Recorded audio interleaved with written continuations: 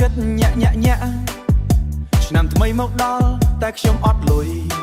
អូយចិត្តអើយតែញាក់បានចូលឆ្នាំគេជិះឡានទៅស្រុកខ្ញុំនៅទីក្រុងមើលគេរវល់ក្នុងការបូបសល់តែខ្យល់តែបេះដូងខ្ញុំមិនអោយទុកមិត្តភ័ក្តិផុសថាដល់ផ្ទាំងហើយខ្ញុំនៅបន្ទប់តូចម្នាក់ឯងស្ងៀមស្ងៀមចង់ទៅលេងស្រុកណាស់ងើយតែសានឋានភៀនមិនអោយទៅអត់លុយក៏កុំអោយចិត្តដួលអត់លុយក៏កុំអោយចិត្តដួល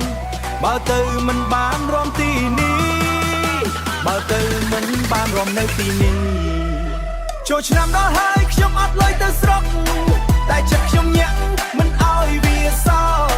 គិនត្រឹមលាញាក់ញាក់អោយអស់ទុកនៅទីនេះក៏អាចសប្បាយបានហេញាក់ញាក់ញាក់រម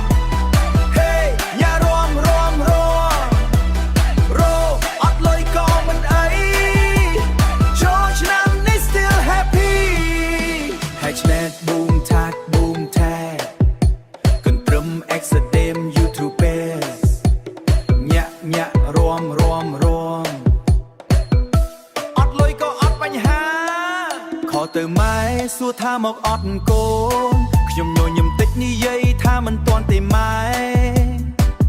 ចិត្តខ្ញុំចង់ទៅណាស់ងើយតែសន្យាឆ្នាំក្រោយទៅឲ្យបាន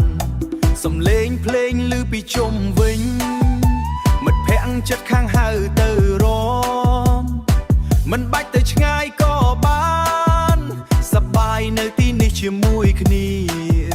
អត់លុយមិនមែនអត់សុភមង្គលមានសំឡេងភ្លេងក៏គ្រប់គ្រាន់រក្សាចិត្តឲ្យរីករាយឆ្នាំក្រោយយើងទៅស្រុកជាមួយជោគជ័យ